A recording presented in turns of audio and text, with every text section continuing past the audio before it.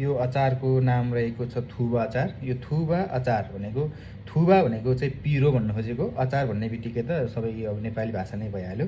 विशेष गरेर यो थुबा अचार भनेको चाहिँ यो अब तामाङ भाषाबाट ब्रान्ड गर्नुभएको छ। मेरो आलेलाई विशेष धेरै धेरै धन्यवाद। अनि यो चाहिँ अब यो व्यवसाय सफलताको पनि धेरै धेरै शुभकामना पनि म दिन चाहन्छु। र मैले चाहिँ टेस्टको लागि एक बट्टा लिएको छु अहिले भने मलाई लाग्छ यो अब रेसिपीहरू हेर्दा नै एकदमै टेस्टी छ भन्ने मलाई लागेको छ। म चाहिँ अब टेस्ट गरेर तपाईँहरूलाई फेरि जानकारी त गराउने नै छु।